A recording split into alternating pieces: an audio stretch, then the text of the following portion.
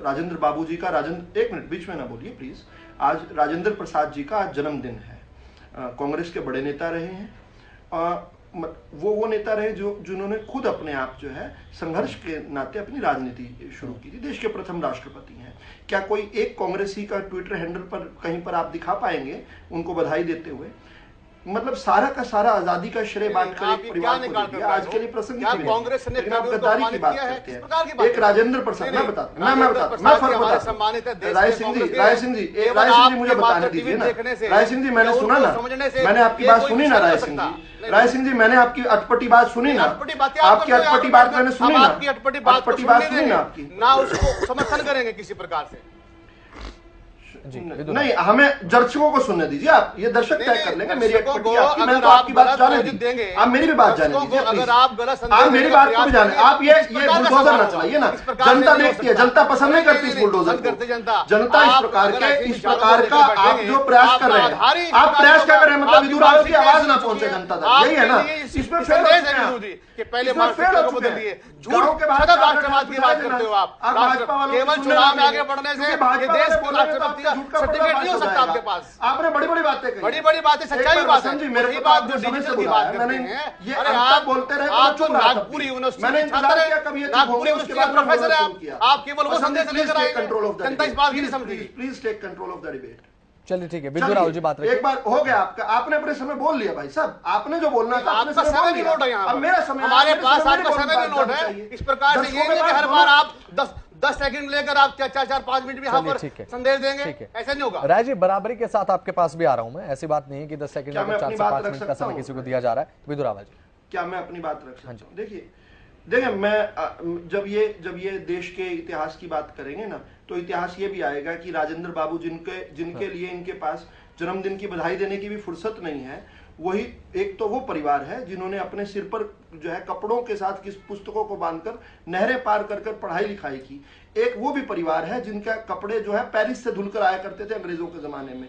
एक वो भी देश के स्वतंत्रता सेनानी है और 1 लाख से अधिक स्वतंत्रता सेनानियों को काले पानी की सजा हुई थी। कोई भी एक कांग्रेसी का नेता का नाम अपने समय में बता देंगे जिसको काले पानी की सजा। वसंत जी एक दो वाक्य और केवल, मैं खत्म कर रहा हूं अपनी बात।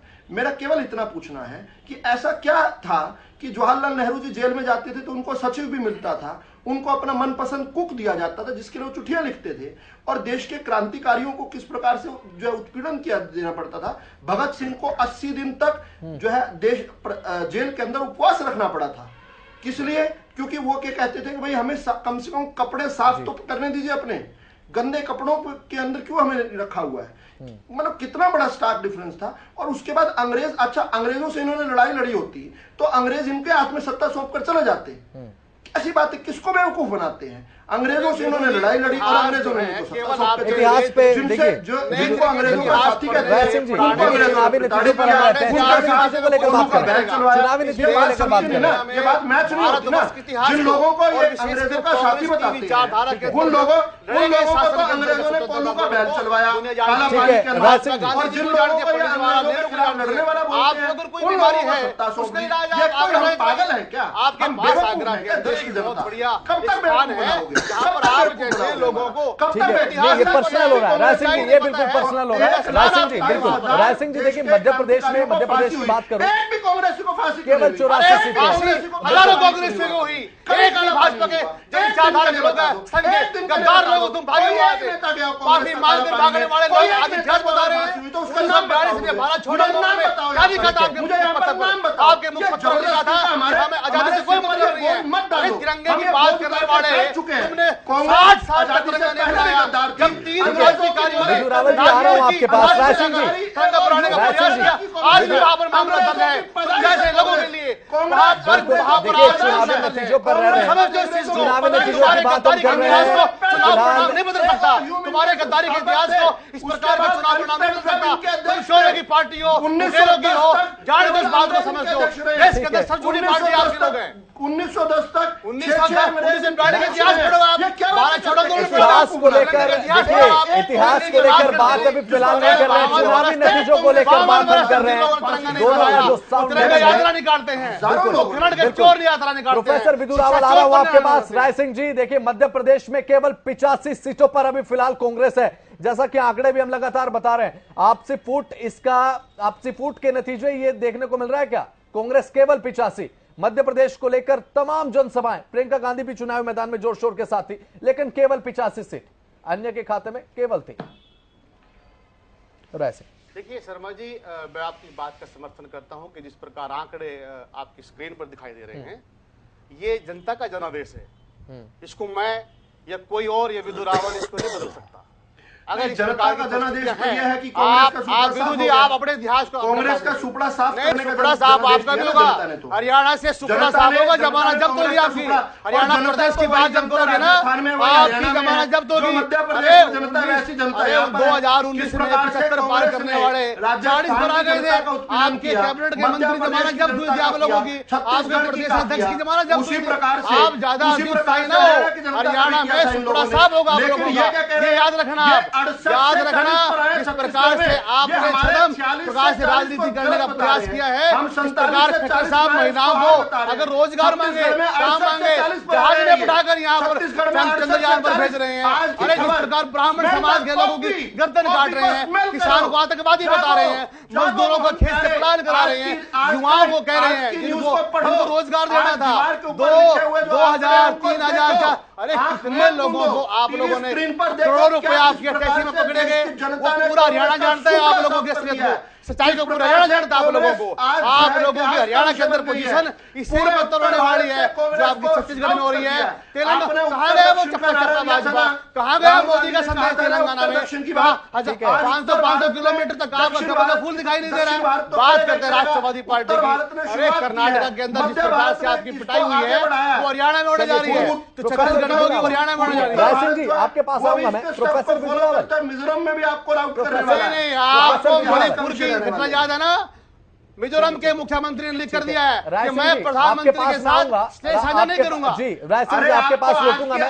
प्रोफेसर विधु रावल, देखिए चुनावी राज्यों के जो नतीजे आज आ रहे हैं, चुनावी राज्यों के जो नतीजे आज आ रहे हैं, आप इतिहास पढ़ो, आप महात्मा गांधी जी को पढ़ो, पंडित जवाहरलाल नेहरू को पढ़ो, अरे आप नागपुर यूनिवर्सिटी को मत पढ़ो, आप भी पढ़ो, आप पढ़ कर आइए यहाँ पर दिखाओ कि आप जो है।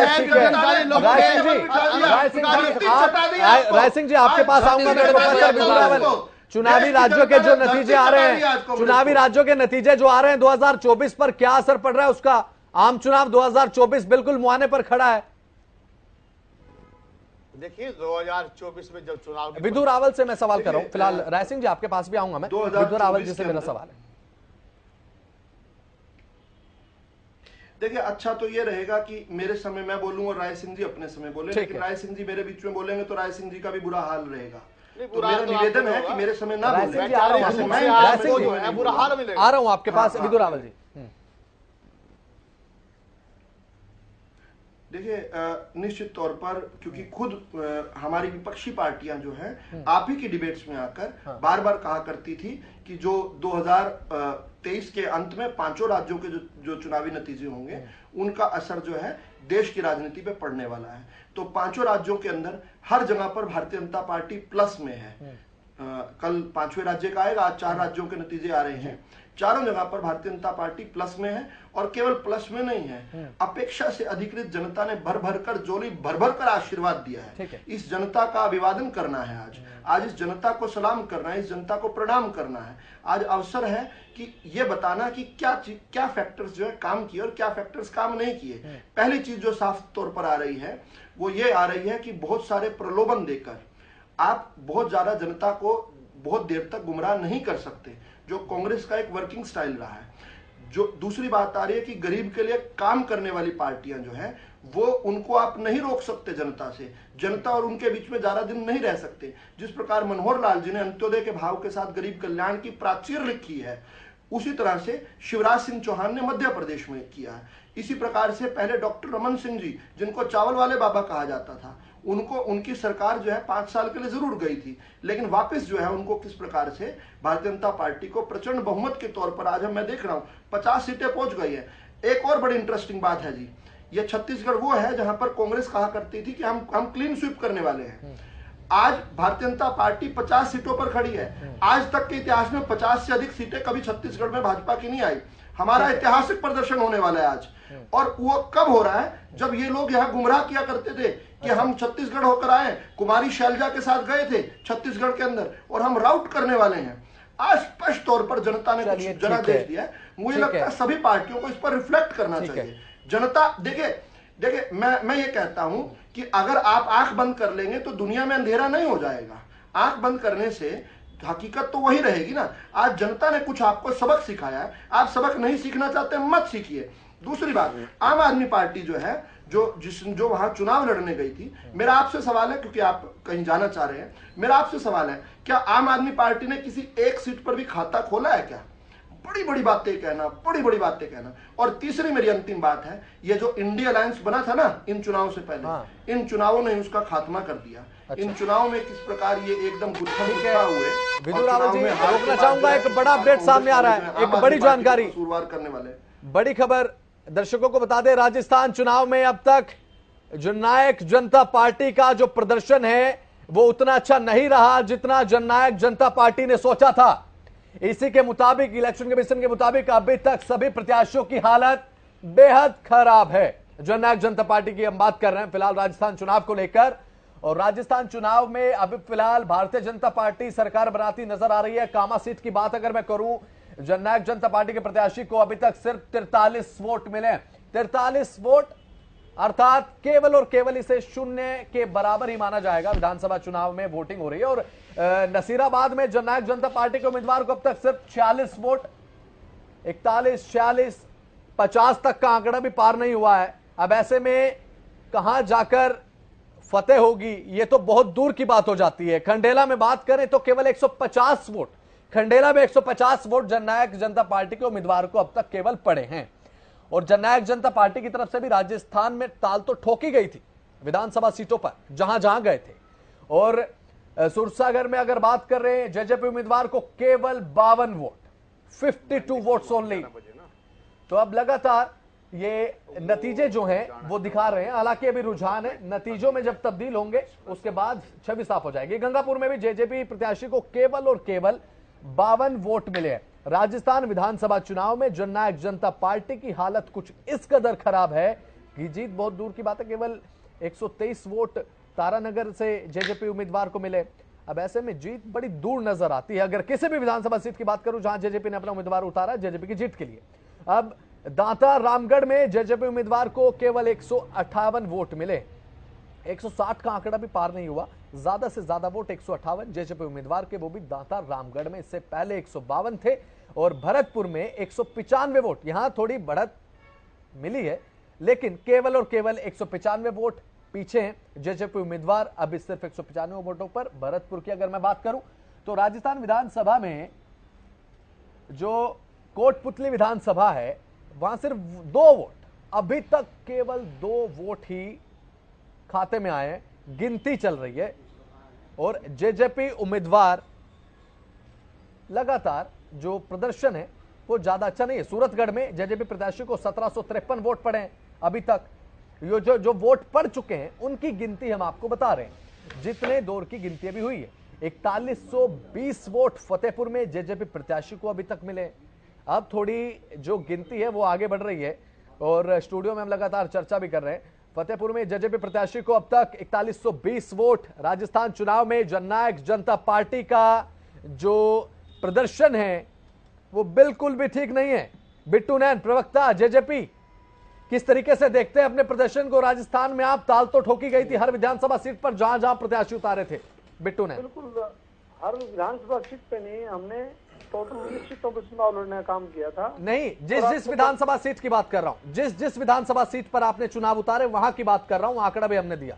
बिट्टू, हाँ वही तो मैंने बताया ना, हमने 19 विधानसभा सीटों पर चुनाव लड़ने का काम किया था। ठीक है, शुरुआती रुझान है, आने लग रहे हैं। और इससे पहले हमारे पास खोने को तो कुछ राजस्थान के अंदर था नहीं। ठीक है, वही है, नई नवेली पार्टी है। शुरुआती दौर में तो ठीक है, हम कर रहे हैं प्रयास, कोई दिक्कत वाली बात नहीं है।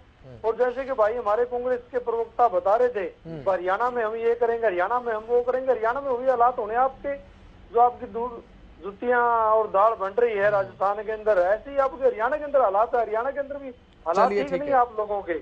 वहाँ आप देख रहे हो कुमारी शैलजा अलग है, ठीक है। ये आपका दांतेवाड़ा में, तारानगर में, चलिए ठीक है, गए हो ना, वहाँ की रिपोर्ट दीजिए आप। ठीक है। राय सिंह जी सवाल मैंने किया, सवाल मैं करूंगा जब आपके पास आऊंगा तो हरियाणा में तो जी, बिल्कुल नहीं आपका। हरियाणा में पहले ही आपने बीजेपी के खिलाफ वोट मांगी थी। राजस्थान को अलग रखते हैं, राजस्थान को बिल्कुल अलग रखेंगे,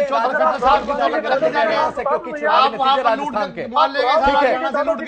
राजस्थान में राय सिंह जी अपने बारे में आप बोल लीजिएगा, अपने बारे में। राहुल गांधी का नाम बताओ, क्या राहुल गांधी दादाजी का गांधी शब्द कहाँ से लेके आए हो आप? चलिए, अरे गांधी जी की गांधी शब्द पर नहीं रखे। बिट्टू नैन जी लौटूंगा आपके पास। वरिष्ठ पत्रकार हमारे पास सुभाष चौधरी बातचीत के लिए। सुभाष चौधरी वरिष्ठ पत्रकार, चौधरी सुभाष चौधरी को गड़ा घोटने वाले लोग हैं। ऑडियो लेवल है वो मेंटेन कीजिएगा, थोड़ा डाउन कर दीजिए राय सिंह जी का, क्योंकि ज्यादा दूसरों की बारी में भी बोल रहे हैं।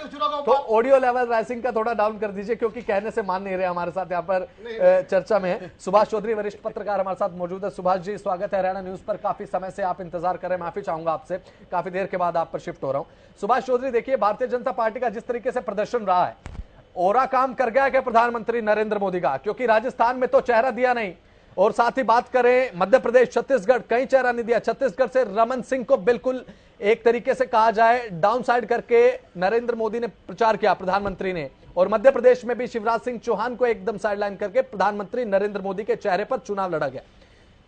सुभाष चौधरी। हाँ वसंत जी, आपका जो सवाल है वो बिल्कुल लाजिम है, और मुझे लगता है ये तथ्यात्मक भी है।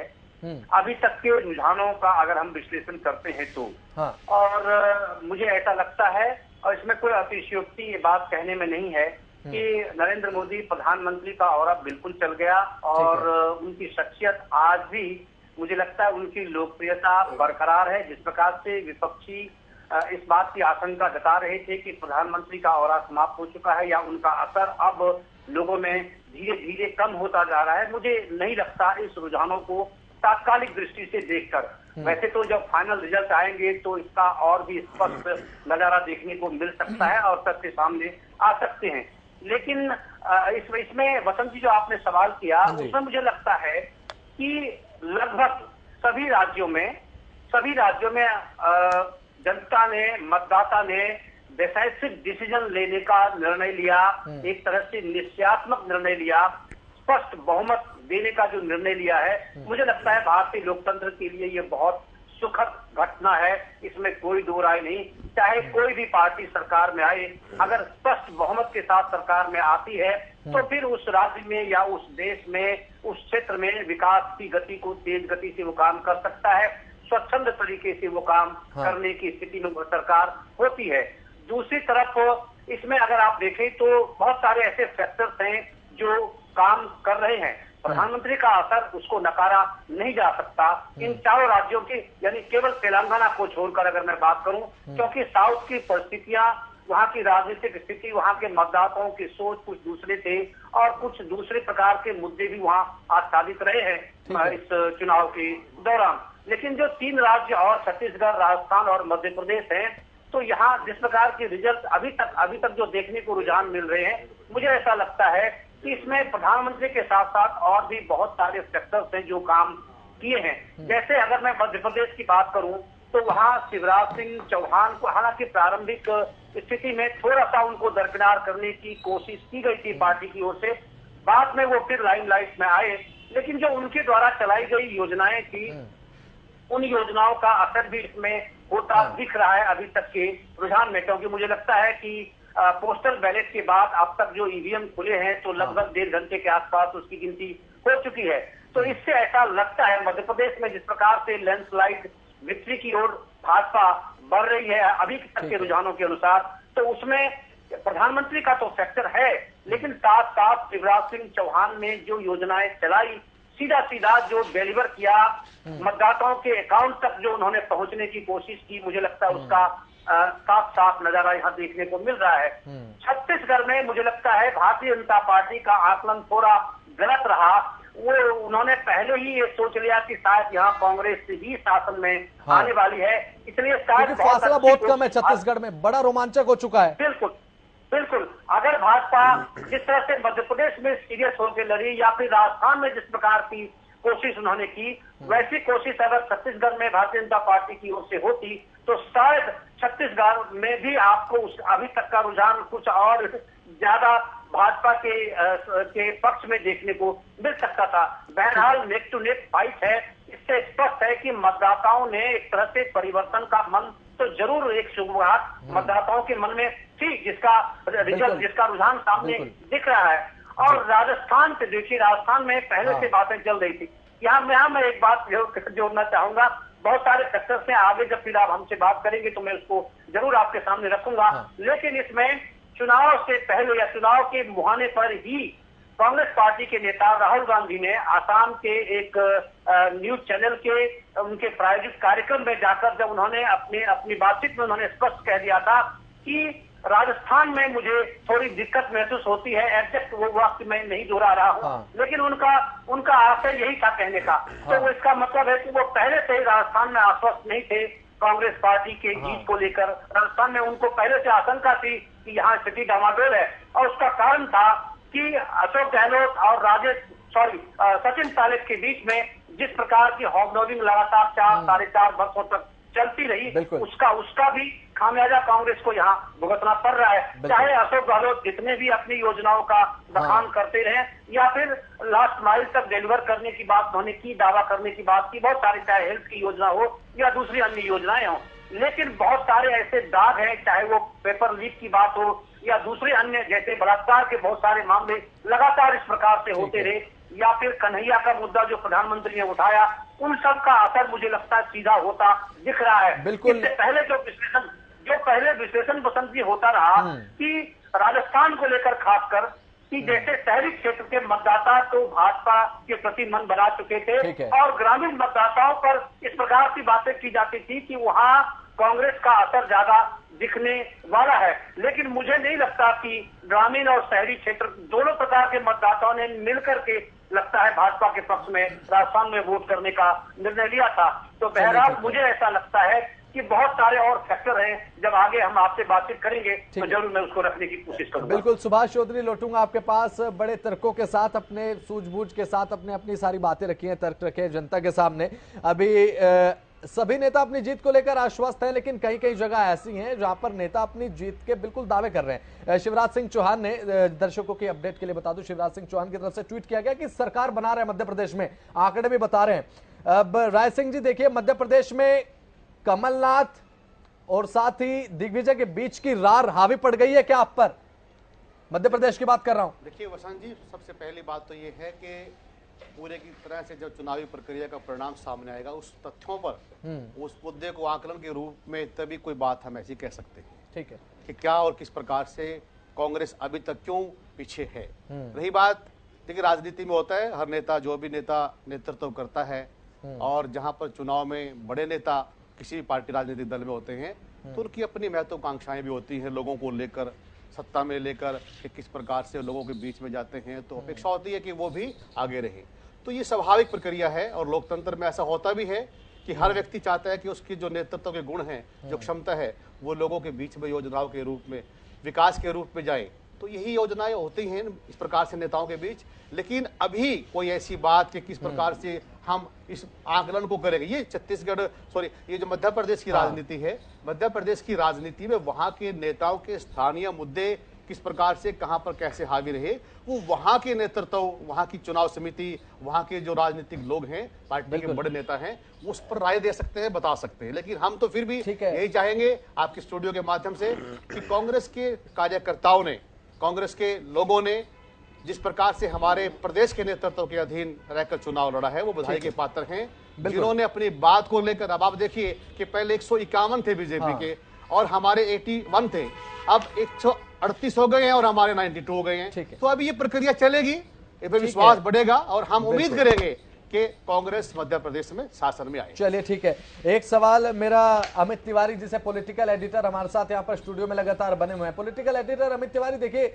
जिस तरीके से कांग्रेस का प्रदर्शन 2018 के असेंबली में देखने को मिला था, असेंबली इलेक्शन में बात कर रहा हूं, इन्हीं राज्यों में कांग्रेस ने बढ़त हासिल की थी, जीत हासिल की थी, लेकिन लोकसभा चुनाव आते आते 2019 में बहुत बुरी तरीके से पिछड़ गई थी कांग्रेस और भारतीय जनता पार्टी ने बहुत बड़ी जीत दर्ज की थी। निश्चित रूप से उस दौरान 2018 में जब कांग्रेस ने जीत हासिल की थी, इसमें कोई दो राय नहीं है। हालांकि 1.5 साल तक मध्य प्रदेश में सरकार भी चलाई, बाद में वो सरकार धराशायी हो गई और फिर बीजेपी सत्ता में आ गई। कांग्रेस ने राजस्थान में कोई बहुत बड़ी जीत हासिल नहीं की थी। उन्हें भी बिल्कुल आप ये देखिए कि बहुमत से बिल्कुल नजदीक थे वे और इस वजह से सरकार उनकी बन गई। लेकिन जब भारतीय जनता पार्टी जब लोकसभा चुनाव आया, उस समय में 25 के 25 सीटें जिस प्रकार से राजस्थान में जीती और उस समय फिर मोदी का करिश्मा चला, इसमें कोई दो राय नहीं है।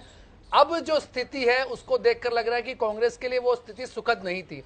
बसंत, हालांकि आपने चुनाव की बात की थी, लेकिन एक जो अभी भी जेजेपी का एक जो सवाल था हमारा, वो अभी भी पीछे छूट गया। उस पर पूरी चर्चा नहीं हो पाई कि जेजेपी ने राजस्थान में ताला खोलने की बात की थी अपनी चाबी से। हरियाणा से राजस्थान की तरफ उन्होंने कूच किया और 19 सीटों पर चुनाव लड़ा, लेकिन वहां वे कुछ भी करिश्मा नहीं कर पाए। हालांकि अपनी ही पार्टी जो उनकी यहाँ अलायंस है, उनका पोस्ट अलायंस था यह और बीजेपी के साथ सत्ता में जेजेपी रही, लेकिन वहां जाकर उन्होंने विरोध में ही वोट मांगे। लेकिन वहां वो बिल्कुल जो प्रदर्शन कहा जाएगा तो वो प्रदर्शन बिल्कुल शून्य है। कई सीटों पर 2-2 वोट लेकर आए हैं।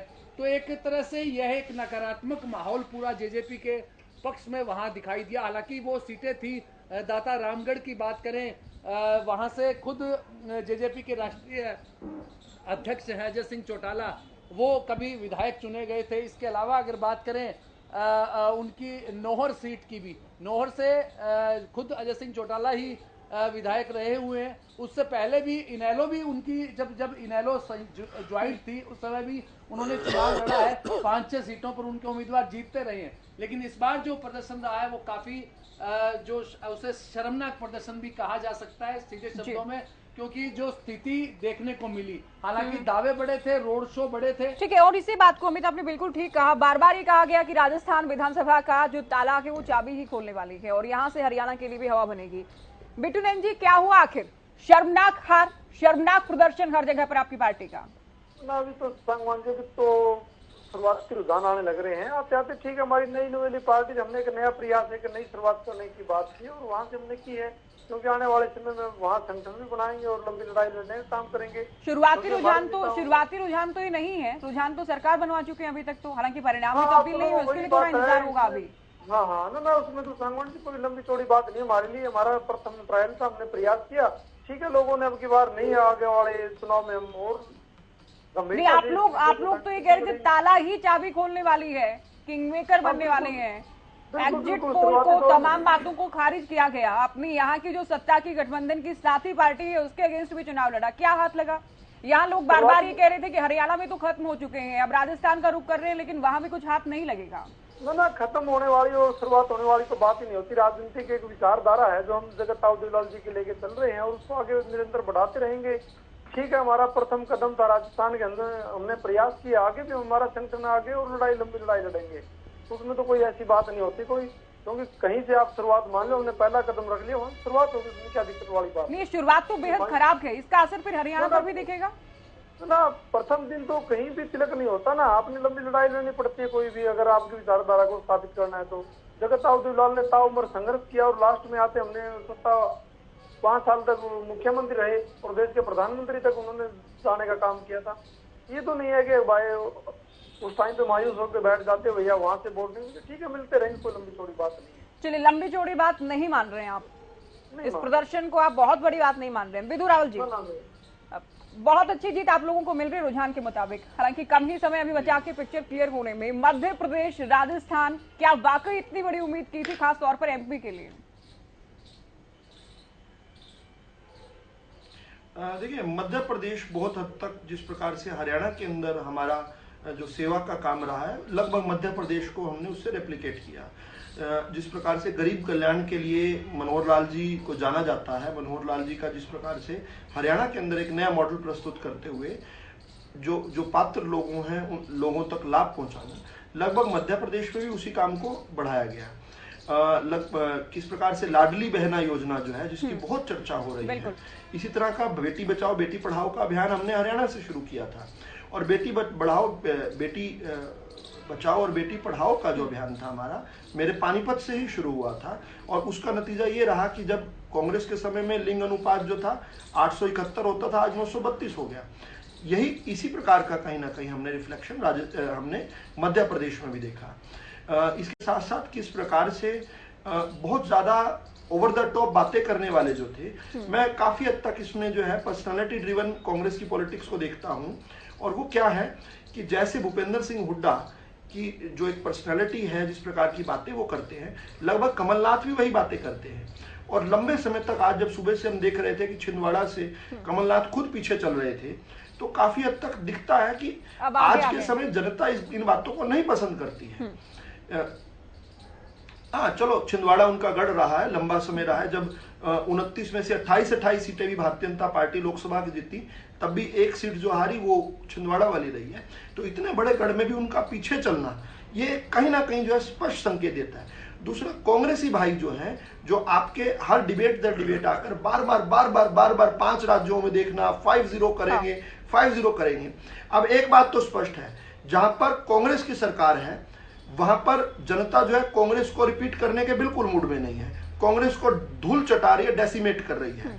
मध्य प्रदेश और राजस्थान दोनों जगह जो है 18 में कांग्रेस की सीटें हमसे ज्यादा आई थी, ये चुनाव जीते थे, लेकिन आज जो है बिल्कुल धूल चटा दी जनता ने। छत्तीसगढ़ जहां पर उनकी है वहां पर फिर पीछे चले गए। जहां पर मध्य प्रदेश में हमने थोड़ा सा हमें शासन करने का अवसर मिला, हमने वापिस से जो है फिर से रिपीट किया।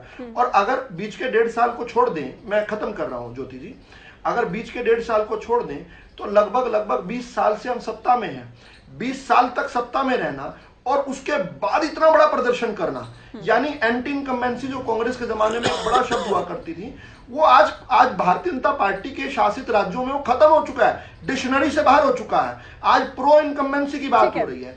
राजस्थान के अंदर सचिन पायलट का पीछे होना, मध्य प्रदेश के अंदर शुरुआती तौर पर कमलनाथ का पीछे होना, और पटनी सीट से छत्तीसगढ़ में कांग्रेस के मुख्यमंत्री भूपेश बाघेल का पीछे होना, ये साफ तौर पर बता रहा है कि जनता कांग्रेस से उब चुकी है और कहीं पर भारतीय जनता पार्टी से कोई छोटी मोटी उम्मीदवार चुनने में गलती पार्टी का रुख करे, उससे पहले कांग्रेस जीत जाए। अभी जो रुझान कह रहे हैं उसी के मुताबिक अगर परिणाम आता है, जो कि बहुत हद तक लगता भी है, तो क्या ईवीएम एक बार फिर से सुर्खियों में आएगी? कांग्रेस एक बार फिर से ईवीएम को टारगेट करेगी?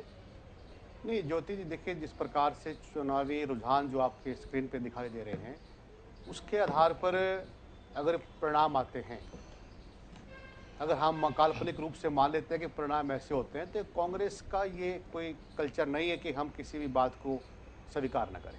आप लोगों का ही तो है।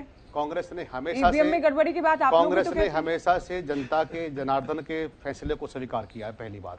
दूसरी बात कि क्या परिणाम होंगे, किस प्रकार के परिणाम होंगे, कितने प्रतिशत वोट आएंगे, सरकार कैसे बनेगी, ये सभी अभी भविष्य के गर्भ में है।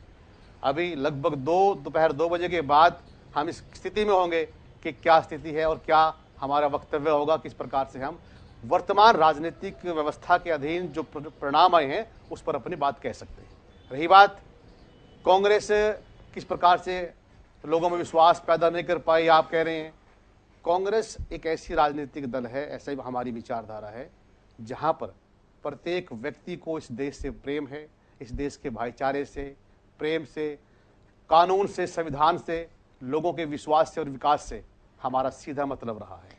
सैकड़ों साल के इतिहास हमारा रहा है, हमने इतिहास के साथ आगे बढ़े।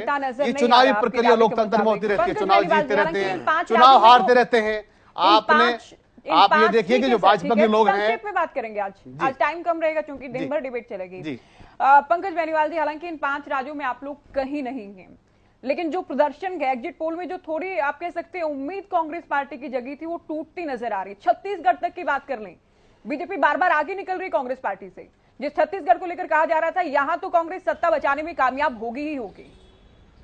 देखिए ज्योति जी, जनता का जनादेश है, जनता जनार्दन ने जो फैसला अपनी अच्छाई के लिए, अपने राज्य को अच्छे से चलाने के लिए जो लिया, वो ये जनता का ही फैसला है। जनता ने बीजेपी को मौका दिया या कांग्रेस को कहीं मौका दे रही है, तो ये जनता चाह रही है कि हमारे को इनके लोगों के साथ ही आज काम करना है।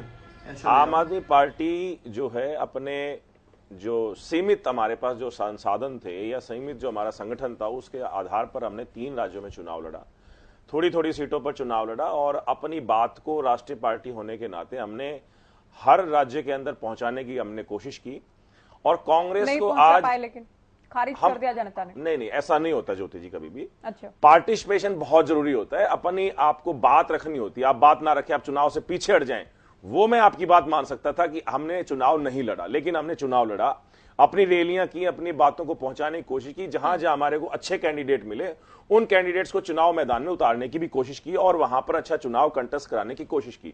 वो जनता का फैसला है कि जनता किसके साथ जाना चाहती है, किसको वोट करना चाहती है, कौन सी नीतियां उनको अच्छी लगती है। मैं बार बार वही कहता हूं, दिल्ली के अंदर हमारी सरकार की जो आम आदमी पार्टी की नीतियां लगातार 3 बार से जनता को पसंद आ रही हैं। पंजाब में हमारी नीतियां पसंद आई हैं, पंजाब में हमारे को बम्पर वोट मिला, हमारे को दिल्ली के अंदर मिला, एमसीडी में हमने भाजपा को हराया आज। लेकिन एक संदेश साफ है कि कांग्रेस को आज बीजेपी का विकल्प भारत की जनता नहीं मानती है। अब धीरे धीरे जैसे दिल्ली में और पंजाब में हुआ, आने वाले समय में आप कह सकते हैं, आने वाले समय में आम आदमी पार्टी को मौका मिलेगा। मध्य प्रदेश की बात करें, मुकाबला किन में है? भारतीय जनता पार्टी और कांग्रेस पार्टी में अंतर हालांकि बड़ा के। राजस्थान की बात करें, यहाँ किसमें मुकाबला है? छत्तीसगढ़ की बात कर ले, यहाँ मुकाबला किसमें है? आम आदमी पार्टी तो दूर दूर तक नहीं, आप भी जानते हैं इस बात को। ज्योति जी, सुभाष जी, विदुराव जी आपको काउंटर कुछ करना आएंगे आपके पास। सुभाष जी, 2024 की पिच तैयार हो गई, मानकर चले एमपी और राजस्थान से जो एक वेव चलेगी, जो मोमेंटम बनेगा, उसे भारतीय जनता पार्टी 2024 में भी ले जाने में कामयाब होगी। देखिए ज्योति जी, हालांकि विधानसभा चुनाव और लोकसभा चुनाव में जो मुद्दे होते हैं उसमें काफी अंतर देखने को मिलते हैं। बहुत सारी चीजें अभी जो है वो सब गौन हो जाती है, बहुत नए मुद्दे उस वक्त सामने होते हैं। लिहाजा जैसे अगर मैं आपको उदाहरण के तौर पर बात करूं, राष्ट्रीय और अंतर्राष्ट्रीय बहुत सारे मुद्दे लोकसभा में आ जाते हैं और अभी जो है वो क्षेत्रीय मुद्दे ज्यादा हावी रहते हैं, या क्षेत्रीय नेताओं की जो शख्सियत है, उनके कामकाज, उनकी कार्यशैली, काम करने के तरीके, या क्षेत्रीय जो सरकार है उसके काम करने की जो शैली है, उसका बहुत कुछ असर देखने को मिलता है। लेकिन ये बात सही है, कुल मिलाकर अगर आपने जो सवाल किया उसमें एकदम उत्तर निहित है आपका कि निश्चित रूप से जो पार्टी केंद्र में अभी सत्तासीन है उनके लिए उनकी बातें तो खिलने वाली हैं, ये बात सही है, और उनके लिए ये एक उत्साहित होने वाले रिजल्ट सामने हैं। मतदाताओं ने इस प्रकार का संकेत स्पष्ट दे दिया है कि उनको अब सिंगल इंजन वाली सरकार नहीं बल्कि डबल इंजन वाली सरकार उनको ज्यादा पसंद आ रही है, चाहे जो भी कारण रहे। हालांकि फैक्टर्स बहुत तरह के काम किए हैं इस चुनाव में, इसमें कोई दो राय नहीं है। चाहे कांग्रेस पार्टी की अगर मैं बात करूं तो कांग्रेस पार्टी के नए अध्यक्ष बनने के बाद भी उन्होंने अपनी पार्टी को क्षेत्रीय स्तर पर एक रखने में वो पूरी तरह नाकामयाब रहे हैं। चाहे मध्य प्रदेश की बात करें, दिग्विजय सिंह, कमलनाथ, या फिर ज्योतिरादित्य सिंधिया कांग्रेस पार्टी को छोड़कर भाजपा में आए तो वो उनको एक नहीं रख पाए, अनुशासन वहां बरकरार नहीं है। अगर मैं राजस्थान की बात करूं तो अशोक गहलोत और सचिन पायलट का ग्रुप किस तरह से आपस में सिर फुटबॉल होता रहा वो सबके सामने है, तो उसका सीधा असर तो जाता है। जनता तो समझती है कि अगर आप अपनी पार्टी में अनुशासन नहीं रख पाते तो फिर आप सरकार किस स्तर पर अनुशासित तरीके से चला पाएंगे, ये एक बड़ा मुद्दा है। मतदाता आज की तारीख में बहुत समझदार और संवेदनशील हो चुका है, वो बिल्कुल भी इस प्रकार के ओसिलेशन यानी पेंडुलम की तरह दोलित करने वाले नेताओं के साथ या फिर पार्टी के साथ मतदाता अब बिल्कुल भी अपना समय गंवाना नहीं चाहती है। ये बात तय है, चाहे कोई भी पार्टी हो, भाजपा हो या कांग्रेस हो या फिर कोई क्षेत्रीय दल हो, उसको इस बात का स्पष्ट उससे संदेश जाता है और इस संदेश को गंभीरता से लेने की जरूरत होगी। मैं अगर तेलंगाना की बात करूं तो वहां आप देखें, क्योंकि पहले से भारतीय जनता पार्टी के बारे में ये बात कही जा रही थी कि वो लड़ाई में नहीं है, तो लगभग उसी प्रकार की स्थिति वहां देखने को मिल रही है। बहरहाल उन्होंने, मुझे लगता है अभी तक के जो रुझान दिख रहे हैं, आप लगभग 9 सीटों की ओर उसमें उन्होंने बढ़त ली है, तो वहां भी वो अपनी जमीन धीरे धीरे बढ़ा रहे हैं। बड़ी खबर भी लगातार हम अपने दर्शकों को दे रहे हैं, लगातार जो भी अपडेट सामने आ रहे हैं राजस्थान चुनाव में अब तक जननायक जनता पार्टी का बेहद शर्मनाक प्रदर्शन, अमित जेजेपी का प्रदर्शन, और साथ ही छत्तीसगढ़ में जो हुआ कि बड़ा उलटफेर अब तक के मुताबिक 49 सीटों पर भारतीय जनता पार्टी आगे है, 39 पर कांग्रेस, इस पर आपकी टिप्पणी? जी निश्चित रूप से देखिए, जेजेपी की अगर बात करें तो बड़े लंबे चौड़े दावों के साथ 19 जगह उन्होंने उम्मीदवार उतारे थे जिस प्रकार के शुरुआती रुझान मिल रहे हैं वहां पर 8 सीटें तो ऐसी है जहां पर 100 का भी आंकड़ा जो जेजेपी उम्मीदवार नहीं छू पाए हैं। हालांकि खुद उप मुख्यमंत्री दुष्यंत चौटाला और तमाम जो बड़े नेता जेजेपी के हैं वे लगातार वहां सक्रिय रहे। कई इलाके हैं, दाता रामगढ़ है, जो अब कामा सीट है, सूर सागर है, ऐसी सीटों पर लगातार गए भी हैं उनके नेता, लेकिन कोई खास प्रदर्शन नहीं रहा। उसे बिल्कुल जब अगर बात करें तो 100 का भी जो अंक है वो नहीं छू पाए उनके प्रत्याशी। कई जगह तो 2-2 भी उनको मत मिले हैं। तो ऐसे में उनकी स्थिति काफ़ी यहाँ शर्मनाक रही है, इसमें कोई दो राय नहीं है। छत्तीसगढ़ की बात कही है, छत्तीसगढ़ में निश्चित रूप से एक बड़ा बदलाव देखने को मिल रहा है। देखिए एग्जिट पोल में भूपेश बघेल की जो पूर्ण बहुमत उन्हें दिल लेते हुए दिखाई दे रहे थे, वे लगातार हर एग्जिट पोल में उनके पक्ष में जा रहा था, लेकिन एकाएक यह बदलाव आया है। देखिए अभी रुझान जो मिल रहे हैं उनके मुताबिक पूर्ण बहुमत जो है वो भारतीय जनता पार्टी यहाँ लेते हुए दिखाई दे रही है। तो एक सुखद स्थिति भारतीय जनता पार्टी के लिए निश्चित रूप से छत्तीसगढ़ के मामले में भी आ गई है। और भूपेश बघेल खुद पहले पीछे थे अपनी सीट से, बाद में वे थोड़े मतों से आगे चल रहे हैं। तो एक तरह से भारतीय जनता पार्टी के लिए यह मध्य प्रदेश के बाद राजस्थान और अब छत्तीसगढ़ तीनों ही जगह बढ़िया स्थिति है। और तेलंगाना की जहां तक बात की जा रही है तो वहां पहले से, जैसे सुभाष चौधरी वरिष्ठ पत्रकार हैं, वे बता ही रहे थे कि भारतीय जनता पार्टी वहां भी जमीन अपनी मजबूत कर रही है, इसमें कोई दो राय नहीं है। पहले से उन्हें बढ़त मिली हुई है। और एक और भी बात है, जब पहले बसंत से जब चर्चा हो रही थी तो यही बात आई थी सामने कि यह चुनाव जो है इसे क्या सेमीफाइनल माना जाता है। देखिए मेरा खुद का मानना है कि कोई भी चुनाव सेमीफाइनल नहीं होता, फाइनल ही होता है। हालांकि विधानसभा के अगर हिसाब से देखा जाए तो विधानसभाएं अपने स्थानीय मुद्दों पर चुनाव उनमें रहते हैं, लेकिन राष्ट्रीय मुद्दे अलग होते हैं। खासतौर पर 2018 की बात करें, उस समय भारतीय जनता पार्टी पांचों ही जो राज्यों में कोई खास प्रदर्शन नहीं कर पाई थी, लेकिन वहां पहले से ज्यादा बहुमत लेकर केंद्र में आई थी। और अब तो जो माहौल है एकदम ही बदल चुका है। राजस्थान में भी, मध्य प्रदेश में भी और छत्तीसगढ़ में भी जो रुझान मिल रहे हैं वो काफी भारतीय जनता पार्टी के लिए सुखद है। तो लोगों के बीच जाने के लिए उनके पास एक बात हो गई है यह निश्चित रूप से कि वे अपने राष्ट्रीय चेहरे को लेकर, राष्ट्रीय मुद्दों को लेकर वे वहां भी जा सकते हैं। और जिस प्रकार से 3 राज्यों में कोई चेहरा नहीं था, कोई सामने चेहरा नहीं किया गया, नरेंद्र मोदी खुद जो है इतनी उन्होंने करीब 70 के करीब जो है वो टोटल जो अगर बात करें तो रैलियां की और कई रोड शो निकाले, उसके बावजूद इतना जो अब उनका समर्थन मिला है उन्हें, तो निश्चित रूप से राष्ट्रीय मुद्दे अलग रहते हैं, जैसे सुभाष चौधरी अभी बता ही रहे थे। और अब अगर बात करें जेजेपी की बात जो चल रही थी, तो जेजेपी के लिए निश्चित रूप से एक स्थिति काफी उनके लिए डरावनी है राजस्थान के मामले में, क्योंकि पहले वे कई सीटें जो जीतते रहे हैं, जब उनकी पार्टी थी इनेलो के साथ, उस समय 6 सीटें उन्होंने जीती भी थी, लेकिन अब जो है वो उन्हें काफी मंथन करना पड़ेगा। और एक और भी बात, जहां जो आईएनडीए गठबंधन की बात हो रही थी कि आईएनडीए गठबंधन ने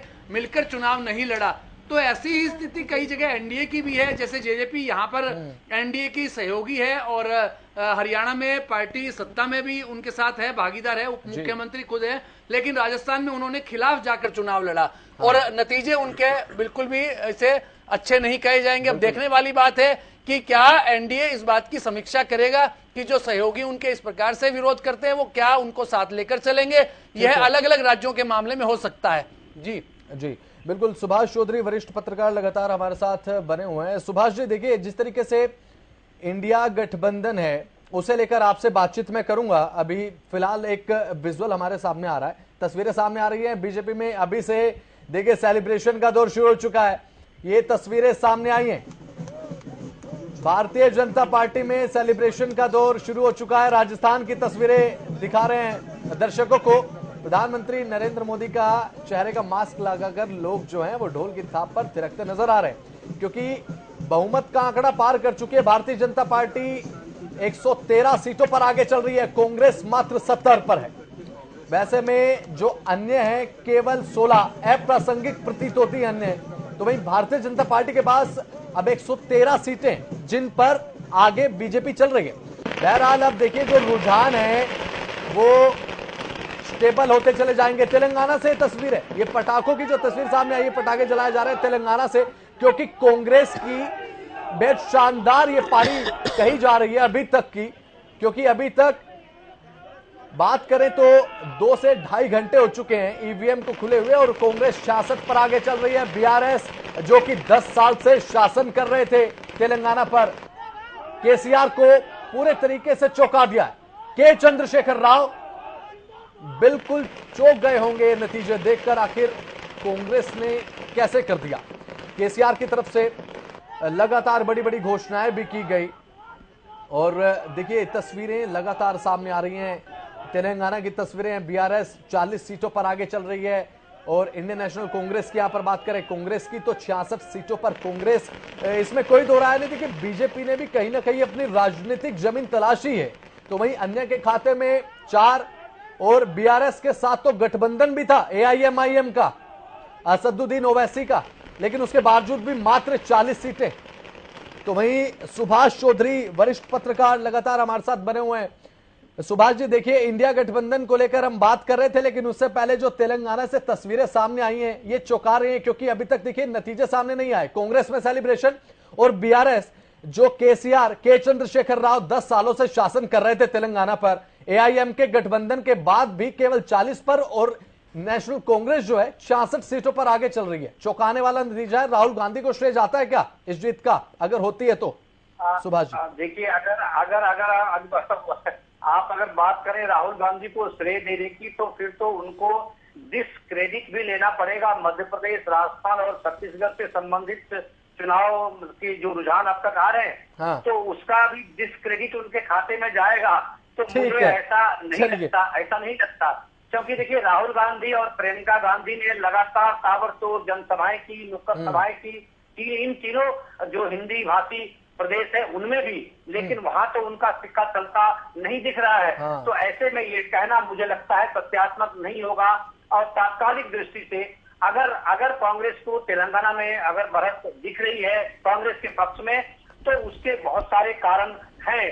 केसीआर के खिलाफ एंटी इनकम्बेंसी का होना, भारतीय जनता पार्टी की ओर से तेलंगाना को लेकर पहले से ही बहुत सीरियस नहीं होना भी एक बड़ा फैक्टर है, क्योंकि शायद इन्होंने ये मान लिया था कि वहाँ कांग्रेस ही अब उसके कंटेस्ट में आ रही है। और दूसरी तरफ अगर मैं बात करूं, प्रधानमंत्री की जनसभाएं निश्चित रूप से वहाँ हुई है, लेकिन और कुछ एक ग्रुप थे जिस ग्रुप को लेकर प्रधानमंत्री ने अलग से जनसभा की और उसमें असर डालने की कोशिश की, लेकिन बहुत हद तक वो कामयाब नहीं दिख रहे। लेकिन ये बात सही है कि जो एग्जिट पोल में भी दिखाए जा रहे थे और पहले के सर्वे में भी सामने बातें आई थी कि वो अपनी जमीन बचा रहे हैं, जहां तक वो थे उस जमीन को वो बचाने में कामयाब रहे हैं अब तक, क्योंकि अब 9 सीटों पर। सुभाष जी देखिए, तेलंगाना में केसीआर की तरफ से जितनी फ्रीबीज दी गई, देखिए उसका तो कोई मुकाबला नहीं कर सकता है उत्तर का नेता, उत्तर भारत का नेता। मुस्लिम अपीजमेंट जिस तरीके से हुआ तेलंगाना में, लेकिन उसके बावजूद भी कांग्रेस का जादू बिखर चुका है क्या? हाँ, ये बात बिल्कुल ठीक कह रहे हैं। देखिए नहीं, एक्चुअली क्या है कि राष्ट्रीय स्तर पर अगर मैं आप बात करूं, तो उसका असर वहाँ तेलंगाना में दिख रहा है। राष्ट्रीय स्तर पर जो मुस्लिम मतदाता है, अल्पसंख्यक वर्ग है, उसमें कांग्रेस के प्रति जो पिछले दिनों इंडिया गठबंधन में जो हवा बनाई गई थी, उसके कारण से ये मुस्लिम मतदाताओं में ये एक संदेश गया कि कांग्रेस ही राष्ट्रीय स्तर पर भाजपा को कंटेस्ट कर सकती है, उसका कंटेस्ट कर सकती है। उसका ही रिजल्ट अभी आपको तेलंगाना में दिख रहा है, जिसके कारण से केसीआर की इतनी अपीजमेंट के बावजूद मुस्लिम मतदाताओं ने केसीआर का साथ लगभग छोड़ दिया है बहुत हद तक, अगर मैं बात करूं तो इसीलिए उनकी प्रीविक में वो नहीं आए और कांग्रेस के साथ वो चले गए। तो ये सुभाष जी देखिए जरूरी इसलिए भी हो जाता है क्योंकि राहुल गांधी विधानसभा चुनाव से पहले ही ये कह रहे थे, पहले तेलंगाना में केसीआर को हराएंगे, उसके बाद दिल्ली में मोदी को हराना है। अब तेलंगाना में मुस्लिम वोट अगर कांग्रेस के साथ है तो देश भर के मुस्लिम कांग्रेस को ही अपना विकल्प मानते हैं क्या? भारतीय जनता पार्टी के मुकाबले में बात कर रहा हूं मैं 2024 लोकसभा चुनाव को लेकर। हाँ बिल्कुल, देखिए ये बात है, ये संकेत जा रहा है। मैं कह रहा हूँ उसका कारण यही है कि इंडिया गठबंधन को जिस तरह से उन्होंने सबको जमा किया था, उसका संकेत गया मुस्लिम वर्ग में, इसमें कोई राय नहीं है। लेकिन जहां तक आपके सवाल का जो दूसरा पार्ट है कि क्या कांग्रेस को विकल्प यानी भाजपा के सामने वो कांग्रेस विकल्प के रूप, मजबूत विकल्प के रूप में सामने आएगी।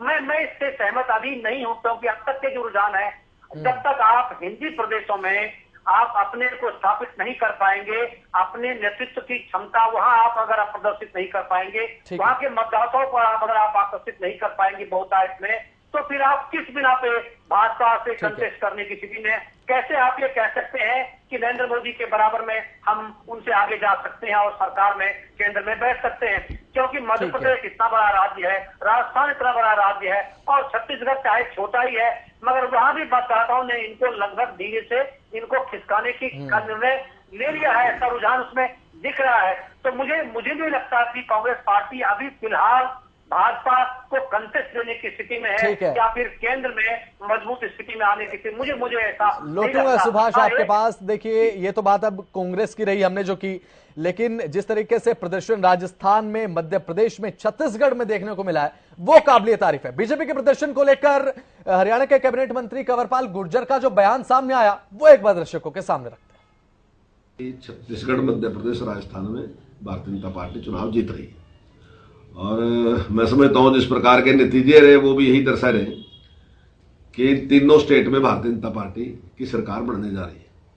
और तेलंगाना में जहां हमारी पहले जिस प्रकार की पोजीशन जैसी ही हमारी थी, तो निश्चित तौर से उसमें बहुत बड़ा सुधार होने जाएगा।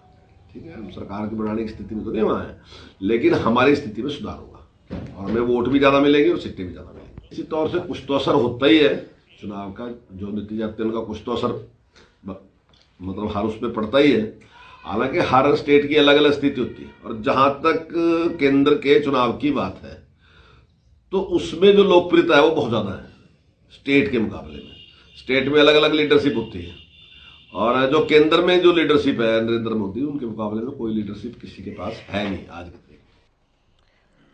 तो सुना आपने किस तरीके से बयान देते नजर आए कंवरपाल गुर्जर, और साथ ही अपनी जीत को लेकर पूरे तरीके से आश्वस्त। लेकिन अब वो समय शुरू हो चुका है, पॉलिटिकल एडिटर अमित तिवारी, कि अब इन रुझानों को गंभीरता से लिया जाए, क्योंकि रुझान अब स्टेबल कंडीशन में आने शुरू हो चुके हैं। निश्चित रूप से अगर बसंत बात करें तो पहले रुझान थे, अब परिणामों में तब्दील होने के कगार पर पहुंच चुके हैं, और लगभग जो तस्वीर जो है, चुनावी तस्वीर, वो बिल्कुल क्लियर हो चुकी है। और सरकारों का जो आंकड़ा आना था, जो पूर्ण बहुमत की बात करें जहां तक, वो छत्तीसगढ़ में भी और मध्य प्रदेश में, राजस्थान में, क्योंकि यहाँ कांटे का मुकाबला माना जा रहा था। राजस्थान की बात करें तो एग्जिट पोल के परिणामों का आप उठाकर देखिए, उनसे बिल्कुल अलग जो है वो राजस्थान की तस्वीर जो है सामने आई है, और छत्तीसगढ़ की तो बिल्कुल ही तस्वीर बदल गई है। तो ऐसे में अब इन्हें परिणाम लगभग मान लेना चाहिए, इसमें कोई दो राय नहीं है। और तेलंगाना की जैसे बात करें, पहले एग्जिट पोल के बाद हालांकि सवाल वहां भी उठाए जा रहे थे, कांग्रेस के नेताओं ने वहां भी सवाल उठाए एग्जिट पोल के परिणामों को लेकर, जैसा कि जो नरोत्तम मिश्रा गृह मंत्री रहे मध्य प्रदेश के, और उन्होंने भी कहा था कि सवाल उठाए जाते हैं पहले एग्जिट पोल पर, कभी ईडी पर, कभी न्यायपालिका पर, कभी जो अगर बात करें तो अब ईवीएम पर भी सवाल उठाए जाएंगे। तो निश्चित रूप से ये सवाल उठाए जाते हैं, और हारने वाली पार्टी होती है वो किसी न किसी रूप में अपनी जिम्मेवारी को टालती है। तो एक स्थिति रहती है। अब देखने वाली बात होगी कि ये जिम्मेवारी का बोझ जो है वो, इस हार का बोझ, इस पराजय का बोझ किस पर डाला जाएगा, किसका दारोमदार रहेगा। हालांकि लुभावनी योजनाओं में कोई कमी नहीं थी, ना ही राजस्थान में, ना ही छत्तीसगढ़ में, लेकिन दोनों ही जगह वो योजनाएं सिरे नहीं चढ़ी। लोगों ने उस योजनाओं को, उनको समर्थन नहीं दिया। हालांकि राजस्थान में पुरानी पेंशन को का बहाली भी थी, और साथ साथ जो देखिए चिरंजीवी योजना थी, लोगों ने लाभ भी लिया, और मोबाइल भी काफी बांटे गए लोगों में, इस तरह की बातें आई सामने। लेकिन उन तमाम योजनाओं को ज्यादा उसमें लोगों में उसका असर नहीं दिखाई पड़ा। बसंत, बिल्कुल सही कहा आपने। एक बहुत अच्छी खबर बीजेपी के लिए, क्योंकि आगे चल रही है। लेकिन उससे पहले हमारे साथ आम आदमी पार्टी के प्रवक्ता डॉक्टर पंकज बेनीवाल स्टूडियो में मौजूद है, काफी देर से प्रतीक्षा भी कर रहे थे। पंकज बेनीवाल, देखिए विधु रावल जी ने एक बात कही थी अभी थोड़ी देर पहले, आम आदमी पार्टी का तो खाता भी नहीं खुला है जहां आप गए, किस तरीके से आप इसे देखते हैं? देखिए, वो जनता का फैसला है, जनता किसको वोट करती है, कौन सी नीतियों को अच्छा मानती है। लेकिन मैं एक बात मानता हूं, जो भाजपा का एक चुनावी सिलेंडर जो इन्होंने चलाया था गैस का, जो कि पूरे देश को वैसे तो 1100 रुपए में मिल रहा है, लेकिन इन 5 राज्यों में जब चुनाव आए तो कहीं पे 4 सिलेंडर फ्री देने की बात कही, कहीं पे 450 रुपए में सिलेंडर देने की बात कही। तो मैं पूछना चाहूंगा विधु रावल जी से कि चुनाव खत्म हो गए, बम्पर जीत की तरफ ये लोग जा रहे हैं, तो क्या हरियाणा के लोगों को भी राहत मिलेगी? क्या हरियाणा के लोगों को भी आप 450 में सिलेंडर देंगे, या चुनाव आएगा तभी आप लोग फिर से वादा करेंगे कि हरियाणा की जनता को हम 450 का सिलेंडर 2024 के बाद देने की बात करेंगे? अभी 1 साल बकाया है, क्या ये 2024 तक इनकी सरकार है? 9 सालों में तो इन्होंने कुछ किया नहीं, लेकिन जो 5 राज्यों में इन्होंने चुनावी वादा और लोगों को किया, क्या हरियाणा की जनता से करेंगे? हरियाणा की जनता को मूर्ख बनाते रहेंगे, धोखा करेंगे और गद्दारी करते रहेंगे हमेशा ही हरियाणा की जनता के साथ? मनोहर लाल जी ने या भाजपा ने राजस्थान में तो कहा कि गेहूं खरीदेंगे 2700 रुपए का, लेकिन हरियाणा के किसानों का गेहूं खरीदेंगे 2175 रुपए का। हरियाणा की जनता के साथ क्यों इतना दुर्व्यवहार है, क्यों भेदभाव की राजनीति ये लोग कर रहे हैं? तो हरियाणा की जनता को इन सुख सुविधाओं का फायदा मिलेगा कि नहीं मिलेगा, या फिर ये एक चुनावी बवंडर था या चुनावी जुमला था? कभी बाद में ये यूं ना कह दें कि ये तो चुनावी जुमला था, चुनाव की सारी बातें पूरी नहीं हुआ करती। ठीक है प्रोफेसर विधु रावल, बाकी राज्यों में तो जीत रहे हैं आप, लेकिन क्या हरियाणा राज्य में भी वही आपकी घोषणाएं रहेंगी क्या जो इन राज्यों में आपने की, और उसके बाद एक प्रचंड जीत की तरफ बढ़ रहा है? सबसे पहले तो गुड न्यूज आपको, क्योंकि लगातार आगे आप चल रहे हैं, लेकिन फिलहाल हरियाणा की जनता के लिए भी यही दावे रहेंगे क्या? देखिए बसंत जी, हम 5 राज्यों में चुनाव लड़ रहे थे। 3 तो राज्य बिल्कुल सटे हुए थे, एक राज्य के साथ दूसरे राज्य सटे हुए थे, राजस्थान मध्य प्रदेश के साथ और मध्य प्रदेश छत्तीसगढ़ के साथ। क्या इन तीनों राज्यों में हमने लगभग एक ही तरह का घोषणा पत्र दिया था? क्या सभी जगह पर अलग अलग जगह का अलग अलग प्रकार का घोषणा पत्र था? तो हर प्रदेश के अंदर हर प्रदेश के विषय रहते हैं, हर प्रदेश में किस प्रकार की आवश्यकताएं रहती हैं, जरूरतें रहती हैं, वहाँ का सोशल इंडेक्स क्या है, वहां पर किस प्रकार की चीजों की को प्राथमिकता मिलनी चाहिए, इस पर बात रहती है। इससे इतर एक और बात कहता हूँ, कर्नाटक के चुनाव नतीजे हमारे पक्ष में नहीं आए, उसके थोड़े दिनों बाद जो है केंद्र सरकार ने एक बड़ी घोषणा करते हुए जो पेट्रोलियम पदार्थ है उन पर से वैट हटा दिया था, बहुत कम कर दिया था, और वैट में कटौती कर उनके रेट कम हो गए थे काफी। इसी प्रकार से गुजरात के अंदर हम चुनाव जीत गए, उसके तुरंत बाद जो है हम याद करें कि मेरे ख्याल 4 दिसंबर को चुनाव का नतीजा आया था और 11 दिसंबर को 10 और 15 रुपए जो है कटौती की थी भारतीय जनता पार्टी शासित राज्यों में हो पाई। राजस्थान जैसे राज्य में रावल साहब, हरियाणा में आपकी सरकार है, क्या हरियाणा की महिलाओं को 450 में सिलेंडर दे देंगे? एक बार बताने दीजिए बात। नहीं, हरियाणा की हमारा सीधा क्वेश्चन आपसे है, आपका सीधा क्वेश्चन पूछा जा रहा है कि 450 में हरियाणा की गृहिणियों को सिलेंडर मिलेगा कि नहीं? आप बीच में मत बोलिए, बीच में मत बोलिए, आपकी ही बात का जवाब मैं दे रहा हूँ कि हरियाणा की जनता के लिए भी इसी तरीके की घोषणाएं देखने को मिलेंगी। ये कर्नाटक से गुजरात चले गए, हरियाणा में नहीं रुकेंगे। लेकिन हरियाणा की बात प्रोफेसर विधु रावल ने कही है कि अलग प्रदेश के हिसाब से अलग अलग सुविधाएं होती हैं, वही बात प्रोफेसर विधु रावल जवाब दे रहा हूं।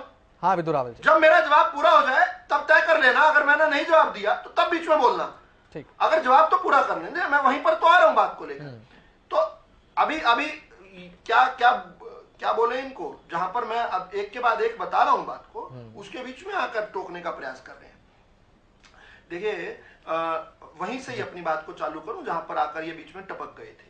तो हर जगह पर अलग अलग व्यवस्थाएं रहती हैं। अब एक समय हुआ करता था कि दिल्ली के अंदर हरियाणा के लोग जाया करते थे तेल भरवाने के लिए, डीजल और सीएनजी के लिए। आज लगभग 8 पार आ गया रेट जो है, ऐसा भी तो हुआ है। और फिर ये बड़ी बड़ी बातें कहते हैं, हमने तो जो वादा किया उस वादे को निभाया है, हर बार निभाया, हर जगह निभाया।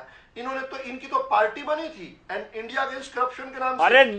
अरे गैस के सिलेंडर की बात चल रही है, कहां बात लेके जा रहे हो आप ये बताओ, हरियाणा की गृहिणियों को 450 में सिलेंडर मिलेगा कि नहीं? 450 में हरियाणा की महिलाओं को सिलेंडर दोगे कि नहीं दोगे? हरियाणा की गृहिणियों को मिलेगा कि नहीं मिलेगा? आप लोग हरियाणा के गद्दार हो, बाहर जाकर चुनावी सिलेंडर घुमा रखा है, हरियाणा की जनता को 1100 का सिलेंडर दे रहे हो, हरियाणा के किसानों को धोखा दे रहे हो आप लोग। राजस्थान के किसानों को आप लोग 2700 में गेहूं खरीदोगे और हरियाणा के जो लोग हैं वो 2175 में लोगे। हरियाणा की जनता के आप लोग, हरियाणा की महिलाओं के धोखेबाज हो आप लोग, धोखेबाजी करो हरियाणा में रहकर। आप ये बताओ कि हरियाणा के लोगों को 450 में सिलेंडर मिलेगा कि नहीं? ठीक है, 450 का सिलेंडर दोगे कि नहीं दोगे? 450 का सिलेंडर दोगे कि नहीं दोगे? हरियाणा में 450 का सिलेंडर दोगे कि नहीं दोगे? 450 का सिलेंडर मिलेगा कि नहीं मिलेगा? हरियाणा की जनता को राहत मिलेगी कि नहीं मिलेगी? पंकज बेनीवाल, देखिए अभी जिन चुनावी राज्यों के नतीजे आ रहे हैं